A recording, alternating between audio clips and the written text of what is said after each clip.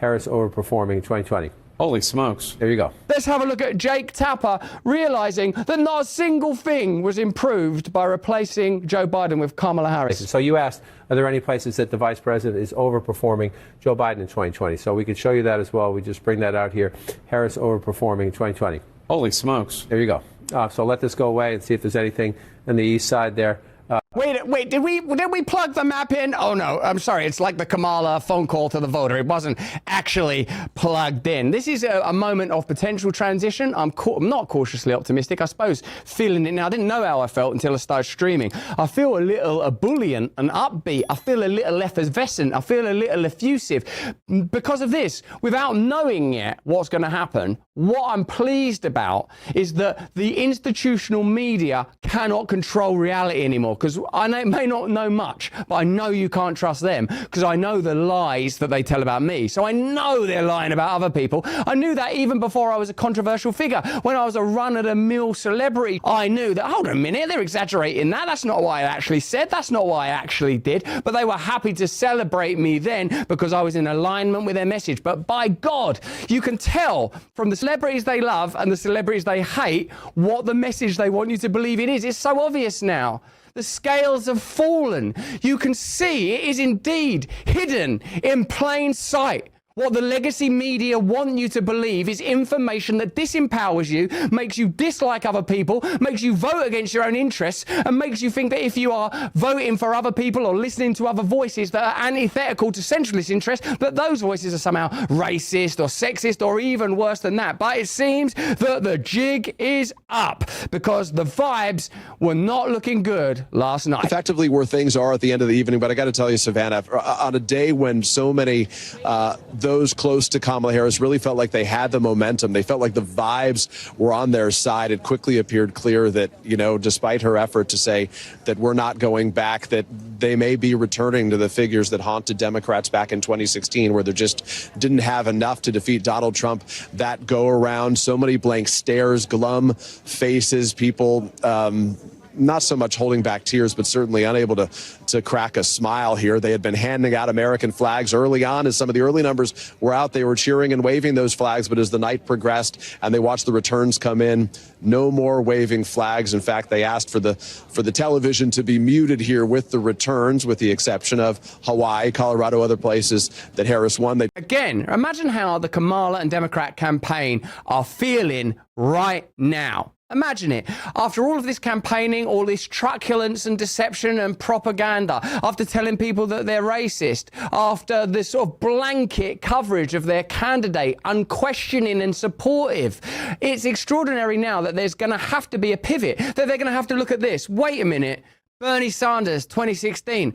Black and Hispanic voters liked that guy. He had a kind of populist vibe and interest around him. People were very interested in Bernie Sanders. Wait a minute, Bobby Kennedy. People liked Bobby Kennedy. They could have had Bobby Kennedy as a candidate, and they didn't choose that. They've got no one to blame but themselves for this absolute debacle and disaster. That Harris won, they turned him on and got cheers for that. Instead, they blasted music to try to sort of distract from the situation, try to give a little pick me up to the people here. Fantastic. That's the reality of that situation. If you want a clear depiction of the emotional state of the mainstream on learning and realizing that, like Pfizer, their days are numbered. Pfizer will be phased out. Legacy media, other than being propped up by pharmaceutical advertising, are themselves going to be under a great deal of threat. And imagine this. Imagine what's going to happen in other countries. My country, the UK, still currently led by an authoritarian bureaucrat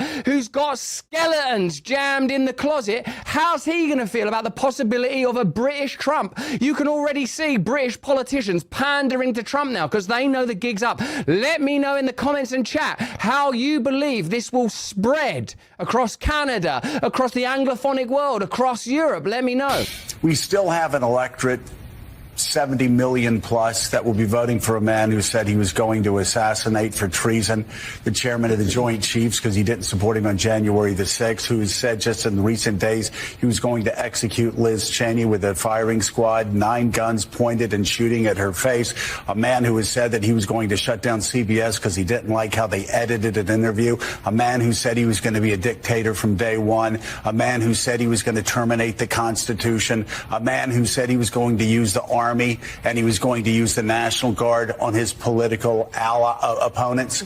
I literally could go on all day. Those examples were untrue. Like, as he was listing them, listen to the list that Joe Scarborough gives us here and note how many of them you might have seen those actual clips. Who said he was going to assassinate for treason the chairman of the Joint Chiefs because he didn't support him on January the 6th, who said just in recent days he was going to execute Liz Cheney with a firing squad, 9 guns pointed and shooting at her face.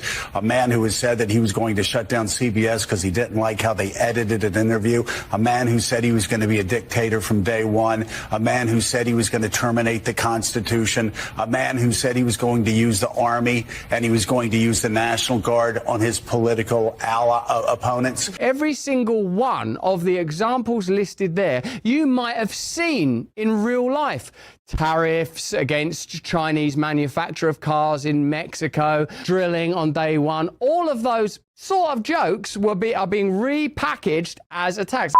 Hartford Gold. Always believe in your soul. You're indestructible. And the world feels insecure and uncertain, doesn't it? With rising prices, crazy debts. For those who are in the United States, thank God there's a way to secure your hard-earned nest egg. Protect that nest egg. Protect it at all costs. Place it beneath a buttock. Do something sensible. American Hartford Gold makes it easy to protect your savings and retirement accounts with physical gold and silver. Yeah, like in the old days, baby. In one phone call, have physical gold and silver delivered to your door or put inside a qualifying retirement account like your IRA. American Hartford Gold has an A+ rating from the BBB and thousands of satisfied clients. Right now, they will give you up to $15,000 of free silver on your first qualifying order. I want me some of this sweet silver. This offer, though, is only for US customers. Call 866-505-8315 or text BRAND, my name, to 98899. That's 866-505-8315 or text BRAND to 98899. Get up to $15,000 of silver and protect your future in this crazy world with solid precious metals, literally made in stars.